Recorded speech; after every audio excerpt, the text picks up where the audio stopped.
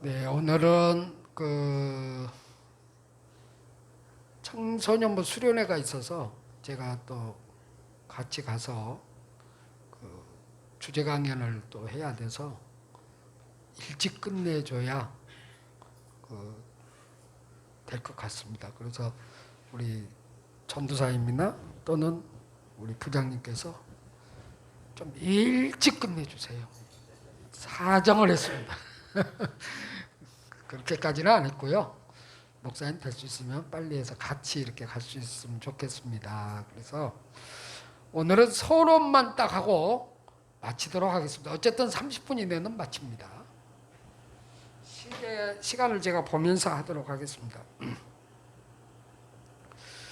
자, 오늘 이 본문은 너무나 유명한 말씀이죠. 다 아시잖아요. 자, 여기는 두 가지 중요한 내용이 들어 있습니다. 하나는 뭡니까? 베드로의 신앙 고백. 또 하나는요? 또 하나는 뭐겠어요? 교회 설립. 교회 설립에 대한 얘기입니다. 이 두 가지가 들어있는 중요한 내용입니다. 우리가 그동안 다윗의 얘기를 통해서 이제 이 베드로 얘기는 한 달 동안 할 겁니다. 8월 한 달 동안까지 하고 9월부터는 이제 우리 예고해 드린 대로 성경 공부 할 텐데, 이 베드로 얘기를 하기 전에 우리가 지금까지 돌아본 대로 다윗 얘기에서 굉장히 중요하게 여겼던 게 무엇이죠? 영웅적인, 여러분들이 잘 아는 그 다윗이 골리앗을 이긴 그게 우리 신앙의 모델이 아니고 무엇이 모델이었다고 했습니까? 밧세바 사건 이후에 우리는 죄인이다. 누구를 막론하고 우리는 죄인인 것을 확인을 합니다. 자신이 죄인인 것을. 그런데 이 죄를 내가 사함받을 수 없을 만한 그런 죄라는 거죠. 그걸 깨닫잖아요. 내가 주님 앞에 기도한다고 해서, 사죄를 한다고 해서 이게 될 일이냐? 안 된다. 지금 다윗이 고백한 건 그거예요. 하나님의 은혜가 아니면 내 죄는 사함받지 못한다. 그 얘기하려고 하는 거잖아요. 그러니까 우리가 하나님 앞에 하나님 이거 용서해 주세요 한다고 해서 하나님이 그렇다고 해서 해주는 거냐? 아니라는 거예요. 이건 우리가 보면 하나님의 은혜가 아니면 우리는 용서받을 수가 없다. 그 고백한 거거든요. 그러니까 하나님의 은혜 아니면 안 된다. 그리고 이제 주님 하나님께서 내가 내 나라를 경고케 하리라 하는 말씀 속에도 다윗의 이 왕권의 그 영원함, 승리함, 이게 다윗의 능력 때문이 아니고 무엇입니까? 그의 믿음 때문이도 아니고 하나님께서 작정하시고 하나님께서 하셨다는 겁니다. 하나님의 주권이라는 거예요. 하나님의 주권. 이걸 잊어버리면 안 된다는 거죠. 왜 그렇습니까? 우리는 마음속에 우리 본능은 뭐냐면 하나님께서 이렇게 해주시면 내가 그만한 보답을 하고 내가 이렇게 헌신을 하고 이쪽으로 자꾸 갑니다. 나도 모르게 가게 돼 있어요. 그렇잖아요. 우리가 누군가 보답을 받으면 내가 잘 해드려야지. 그 은혜를 갚아야지. 이런 우리 본능적인 생각이 있거든요. 그래서 우리는 될 수 있으면 하나님 앞에 헌신을 많이 해야지. 이렇게 가는 겁니다. 그런데 다윗이 말하는 것은 그게 아니고 이 모든 게 하나님의 주권 아래서 이루어진 거지, 내가 막 헌신하고 정성을 다했다고 하나님께서 내 나라를 견고하게 해주고 그런 거 없다. 그거 아니다. 그 얘기하는 거예요. 그러니까 다윗이 정말 위대한 깨달음을 가진 거잖아요. 밧세바 사건 이후에. 그래서 내가 죄인인 것을 확인하고 하나님의 은혜가 아니면 안 된다는 걸 알고 이 모든 게 자기가 설 수 있었던 모든 것은, 다윗 왕조가 이렇게 영원토록 갈 수 있었던 것은 하나님의 은혜, 주권이다. 이 얘기입니다. 자, 이 얘기가요, 오늘 우리가 베드로 얘기를 이제 앞으로 할 텐데 베드로에도 똑같이 나타납니다. 요셉에서도 똑같이 나타났고 오늘 일부 예배 때 말씀드린 아브라함에게도 똑같이 나타납니다. 놀랍잖아요. 그러니까 성경 얘기 인물들은 다 똑같은 패턴이에요. 알고 보면. 그러니까 오늘 일부 예배 때도 말씀드린 대로 아브라함이 우리는 늘 그 마지막 모리아 산에서 이삭을 바치려는 그 장면, 그죠? 절대적인 순종, 하나님에 대한 사랑. 그래서 우리가 이 아브라함의 믿음을 높이 사는 이유가 여기 있잖아요. 그죠? 거기 마지막 절정이거든요. 그런데 우리가 살펴본 대로 보시면 아브라함은 그렇지 않습니다. 우리와 똑같아요. 만약에 그 부분만 딱 얘기해버리고 하나님을 믿고 이렇게 받겠다. 그러면 우리는 범접할 수 없는 존재로 여겨집니다. 그럼 우리는 아브라함처럼 살 수가 없겠네? 이렇게 가버리는 거예요. 그래서 우리가 보통 사람들이 성경의 인물들을 얘기하면 우리는 범접할 수 없는 사람 이렇게 얘기하죠. 엘리야, 아까 우리 목사님 말씀하신 대로 엘리야도 우리와 같은 성정을 가진 사람, 똑같다는 얘기 아닙니까? 아브라함도 똑같은 거예요. 여러분 아브라함 출발부터 한번 보세요. 제가 아브라함을 잠깐 언급해 죄송합니다만은 아브라함이 갈대아 우르를 떠날 때 장면을 생각해 보세요. 어느 날 갑자기 하나님이 나타나서 야, 너 아비 집을 떠나라. 친척을 떠나라. 너 고향 떠나라. 이렇게 말씀해요. 그럼 여러분 믿겠어요? 근데 조건을 붙여요 또. 야, 너 그렇게 내 말 들으면 내가 너에게 복의 근원이 되게 해줄게. 축복해 해줄게. 이렇게 약속을 해요. 그러면 여러분 같으면 그런 약속을 해줬다고 해서 떠날 수 있을까요? 어렵습니다. 아브라함이요, 하나님을 믿을 때가 아니에요. 이때는 달의 신을 섬기고 있을 때거든요. 그 집안이. 그거 우리 기억하셔야 됩니다. 하나님을 믿고 있는 우리도 그렇게 하라고 하면 어려워요.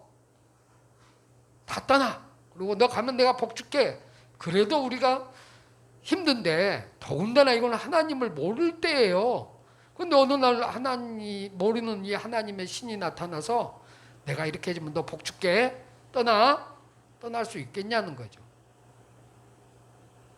어렵습니다. 그런데 놀랍게도 아브라함은 떠나요. 그게 참 신기한 거예요. 저는 그 말씀을 읽을 때마다 참 신기하다. 어떻게 이걸 들을 수가 있지? 굉장히 저는 의아하게 생각해요.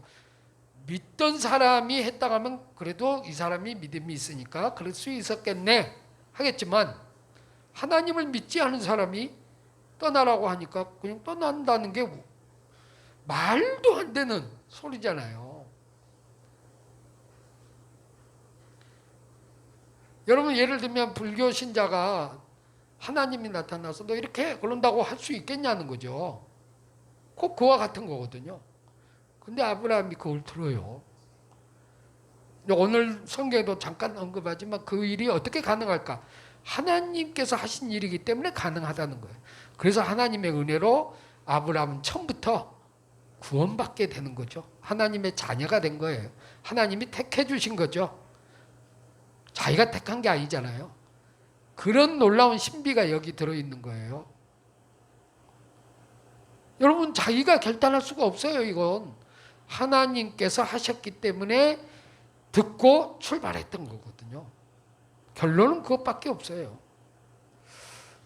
그렇게 해서 시작이 되잖아요. 그리고 형편없잖아요. 뭐 가자마자 어떻게 가나안 땅에 도착하니까 그 다음에는 멋지게 살아야 되는데 축복받고 그 다음에 살아야 되는데 그러지 않잖아요. 기근이 오니까 바로 애굽으로 가버리잖아요. 하나님이 약속한 땅에 머물러야 되는데 머물지도 않고 그냥 가버립니다. 사라를 자기 누이라고 거짓말하면서 자기 살고자 2번씩이나 하잖아요. 그것도 얼마나 웃긴다고요. 그러니까 하나님께서 또 보여줘요. 야, 저기 땅의 티끌같이 내가 복을 주마. 너 땅을 볼 때마다 흙을 볼 때마다 하나님의 약속 기억해라. 그 다음에도 안 믿으니까 또 다른 소리 하잖아요. 우리 엘리에셀로 대신할까요? 이러잖아요. 하나님 약속한 거 안 되는데 그러면서 하잖아요. 그러니까 여러분 보시면 아브라함이요 우리는 항상 제일 뒤에 모리아산에 있었던 것만 기억하시고 앞에 부분들은 진짜 형편없는 믿음의 사람이에요. 이랬다 저랬다 해요 계속. 그러니까 안 믿으니까 또 별을 보여주면서 야 내가 너한테 징표를 주마. 하늘을 별을 봐라. 그럼 너 내가 약속한 거 꼭 기억해. 그거거든요. 그래도 또 딴소리 하잖아요. 그러면 저기 계집종 하갈을 통해서 또 이래요. 하갈을 통해서 법정을 통해서 자식을 줘요. 자식을 하면 하나님 되지 않습니까? 왜냐하면 자기는 불가능하다고 생각했으니까. 당연히 그러겠죠. 그러니까 안 믿었다고요. 계속 안 믿어요. 하나님께서 내가 너에게 자손을 이렇게 주면 하면 믿고 가야 되는데 안 믿어요. 그러니까 계속 딴소리 하는 거예요. 그러니까 하나님께서 야 그러면 내가 너에게 표식을 줄게. 할례를 지금부터 받아. 너 표식을 볼 때마다 하나님의 신실하심을 더 믿어. 이런 거예요. 그래도 또 이 아브라함이 시원찮아. 그러니까 하나님이 어떻게 하시죠? 아주 구체적으로 이삭이라고 이름까지 줘요. 내가 사라를 통해서만 반드시 후손이 되게 한다. 그래서 그 이름을 이삭이라고 해라. 그러니까 아브라함 반응이 뭐죠? 사라하고 반응이 웃었어요. 웃었다고. 그 웃음이 어떤 웃음입니까? 비웃음. 비웃었다고요. 하나님 그 말도 안 되는 소리를. 우리가 경수가 다 끊어지고 내 나이가 얼만데요. 이러고 있잖아요. 어떻게 이런 사람이 믿음의 조상이 돼요? 우리가 이것만 보면 그러잖아요. 제가 말씀드리려는 게 요약이 뭔 줄 아시겠죠? 지금 생각해 보시면 아브라함의 그 가정을 보면 우리하고 뭐가 다릅니까? 우리 역시도 하나님, 내가 하나님만을 철저하게 믿고 하나님께 헌신하고 주님을 위해서 살겠습니다. 베드로와 같이. 이렇게 고백한다고요. 그리고 얼마 안 가서는 또 내가 이게 뭐야 하고 이렇게 또 가잖아요. 하나님 말씀대로 안 가요. 그러니까 약속을 보고도 다윗은 죄송합니다. 아브라함은 자기 생각대로 그냥 살아요. 지금 우리 모습도 그러잖아요. 하나님 말씀 다 듣고도 약속대로 그렇게 살아야 되는데 우리는 내 방식대로 그냥 간다고요. 전혀 다를 바가 없어요. 아브라함이 그랬다는. 그래서 아브라함이 믿음의 조상이 될 수 있는 거예요. 왜요? 그렇게 흔들리고 그런 과정들을 통해서 마지막에 하나님의 마지막 테스트인 오늘 이삭을 바치라 할 때 바칠 수 있었던 그 믿음까지 자라는 걸 보면 아브라함이 진짜 믿음의 조상이 될 수 있는 거라는 겁니다. 왜냐하면 우리도 똑같은데 우리도 저렇게 훈련을 받고 믿음이 자라면 우리도 저렇게 될 수 있구나. 큰 믿음을 가질 수 있구나 하는 거예요. 그걸 말하는 거예요, 성경은. 그러니까 성경을 우리는 너무 영웅적인 위대한 것만 늘 듣다 보니까 나는 그렇게 살 수가 없어. 우리가 그래 버린다고요. 그렇게 살아야 되는데 나는 저렇게까지는 못 살아. 그게 현실이잖아요. 그러니까 사라하고 아브라함은 계속 뭐라고 합니까? 현실적인 얘기를 해요. 나는 자식 못 낳아요. 어떻게 이게 돼요? 그러니까 우리 나름대로 인간적인 방법으로 최선을 다해서 이렇게 하면 하나님 후손을 낳을 수 있지 않을까요? 이런 거예요, 계속. 그러니까 우리하고 생각이 얼마나 똑같습니까?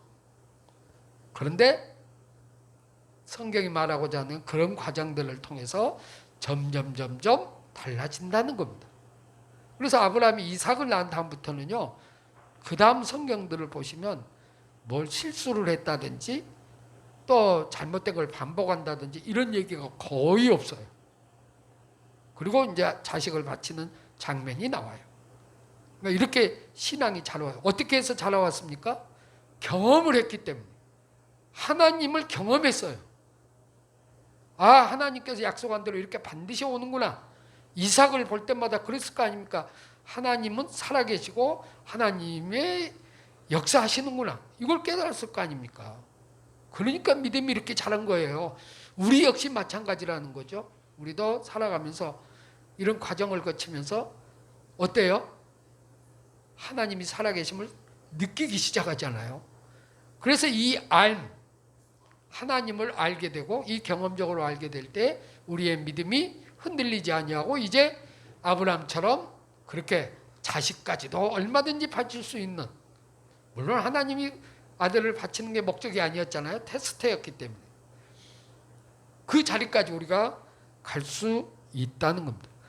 그러니까 이거나 이제 앞으로 공부하실 베드로 얘기도 똑같습니다. 이제 보세요. 얼마나 똑같은지. 놀라울 정도로 똑같아요. 자, 오늘 우리가 서론만 하기로 했으니까요. 앞부분만 잠깐 언급하고 마치도록 하겠습니다. 이제 5분만 할게요. 자, 베드로의 생애 속에서 이 베드로가 어떻게 마지막 하나님 앞에 쓰임받는 종이 될 수 있었을까? 그 부분을 가기 위해서 다윗과 거의 같이 가고 있다는 걸 이제 살펴볼 텐데요. 이제 오늘 말씀 우리 한번 봅시다. 마태복음 16장 15절입니다. 너희는 나를 누구로 하느냐? 예수님 물었습니다. 그랬더니 베드로가 뭐라고 하죠? 주는 그리스도시요 살아계신 하나님의 아들이십니다. 그랬더니 주님이 이렇게 말씀합니다. 바요나 시몬아 내가 복이 있도다 이래요. 그러면서 18절에 다 같이 한번 볼까요? 시작. 너는 베드로라 내가 이 반석 위에 내 교회를 세우리니 음부의 권세가 이기지 못하리라 이렇게 말씀해요. 이게 교회에 이제 세워진 근거잖아요. 그런데 이 교회가 어떻게 세워졌냐 하는 거예요. 어디에 세워졌어요? 베드로의 신앙 고백 위에. 이 신앙 고백이 어떤 고백이죠? 주는 그리스도시요 살아계신 하나님의 아들입니다. 이 고백 위에 세워진 거예요. 이 내용 위에 세워진 게 교회예요. 그러니까 교회는 믿는 사람들이 나 신앙 고백 그냥 고백이 아니고 이건 조심해야 됩니다. 고백이 아니고 예수님은 하나님이십니다. 그리고 성육신하신 사람이십니다. 이 고백 위에 교회가 세워졌다. 이 얘기예요. 이게 핵심입니다. 그런데 우리가 그냥 고백 위에 세워졌다 하면 딴 고백도 얼마든지 할 수 있잖아요. 나는 죄인입니다. 이것도 고백이잖아요. 그러니까 그게 아니고 예수님이 주 되십니다. 나의 주 되십니다. 이 고백 위에 세워졌다. 그러니까 내용 위에 세워졌다는 겁니다. 이게 핵심입니다. 천주교가 착각한 게 이 부분이에요. 신앙 고백, 그 내용 위에 세워진 게 교회인데 그게 아니고 베드로가 고백했다고 해서 베드로가 교황이 되고 일대 교황이라고 그러잖아요. 그건 잘못된 거예요. 그거에 세워진 게 아니에요. 베드로의 믿음 위에 세워진 게 아니라고요. 핵심을 알아야 합니다. 믿음이 아니고 주 되심, 예수님이 우리의 주 되심, 여기에 세워졌다는 겁니다. 그러니까 그 말은 다르게 표현하면 교회의 주인은 주님이시다. 이 고백이잖아요. 이 고백 위에 세워졌다는 거예요. 이게 교회라는 거예요. 그러니까 교회 공동체가 예수님은 우리의 주님 되십니다 하는 고백이 없어버리면 끝난 거예요. 그건 교회가 아니에요. 아무리 우리가 다른 일을 잘하고 해도 그건 아니라는 겁니다. 이게 핵심이에요. 꼭 잊어서는 안 됩니다. 이런 고백을 했어요. 그랬더니 주님이 칭찬을 하잖아요. 그래서 음부의 권세가 이기지 못한다 그랬습니다. 그런데 그 다음 얘기가 뭐냐면 천국 열쇠도 내가 줄마. 그래서 너 여기서 풀면 위에서도 풀리고 이렇게 말씀을 하죠. 19절에서. 그리고 20절에 이렇게 말씀을 해요. 이에 제자들에게 경고하사 자기가 그리스도인 것을 아무에게도 이르지 말라. 이렇게 말씀해요. 놀랍지 않아요? 이런 축복을 다 하시고 나서 너 아무에게도 말하지 마. 이렇게 말을 한다고요. 여기까지. 이 부분은 이제 다음 주에 할 거예요. 그래서 여러분들이 왜 그랬을까? 예수님이 왜 그랬을까 한번 생각해 보시고 나름대로 그래서 다음 주에 또 이 부분을 다뤄가도록 하겠습니다. 예.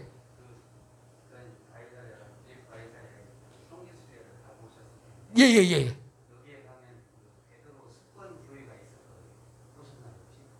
숙권교회? 그러니까 이 베드로의 고백으로 예. 예수님께서 베드로에게 너희 이 고백에 교회를 세우리니 예. 이제 천국의 열쇠 같은 것을 그래서 베드로가 이제 첫 번째 프라이머리 첫 번째 권위를 받은 사람이다. 예. 그래서 베드로 숙권교회가 있던데 예. 혹시 가보셨으면 한번 여쭤보려고 했는데 아니요, 제가 제 기억으로는 그 거가 이제 신앙 고백했던 그 가이사랴 빌립보가 어디 있냐면요, 차 위에 쪽에 있어요. 아니 그 위에 쪽, 그쪽이죠. 헐몬산 밑으로 거기에 그 굴이 있고 거기서 물이 찰짝찰짝 막 흘러 나오거든요. 폭포수 같이 와요, 흘러 나와요. 그런데 거기에 교회를 제가 지금 하도 오래돼서 94년도에 가서 기억이 잘 안 나는데 숙권교회는 베드로 여기 있는 데는 많이 가봤죠. 그런데 숙권교회는 모르겠습니다. 기억이 베드로 숙권교회라고 써놨거든요. 그래요? 프라이머리 권위 그렇게 이름을 지었다는 거 보면은 우리 종교개혁 이후에 개신교에서 거기를 기념교회 지은 건 아닌 것 같아요. 아니죠. 그거. 예, 카톨릭에서 다 지어놓은 거죠. 그 당시. 예, 당연히 그렇죠. 어쨌든 저기 그건 참고하시고 다음에 가시면 제가 한번 우리 가면 또 한번 거기 확인해 봅시다. 기억이 잘 안 나가지고 지금 죄송합니다. 다음 주부터는 이제 본격적으로 왜 이 말씀을 했는지 이제 한번 살펴보도록 하겠고요. 21절부터 24절은 그 다음 말씀 꼭 읽고 오세요. 그 부분도 중요하기 때문에. 자, 기도하고. 하나님 아버지 감사합니다. 우리가 주님의 말씀대로 우리의 모든 삶이, 우리의 믿음이 내가 하는 것이 아니고 오직 하나님의 은혜로 이루어진 줄로 믿습니다. 하나님의 주권하에서 우리가 늘 주님만을 사랑하고 섬기는 우리의 주님의 자녀들이 될 수 있도록 축복해 주시옵소서. 또 한 주간도 믿음으로 승리하게 해주시고 또한 우리 성도들 각자 가정 위에 하나님의 은혜가 넘치게 해주시고 또 수련을 위해 주님께서 함께하여 주셔서 어려운 일 없도록 인도하여 주시고 이 자녀들이 말씀을 통해서 믿음이 커가는 훈련이 되어지는 시간이 되게 주시옵소서. 예수님 이름으로 기도하옵나이다. 아멘.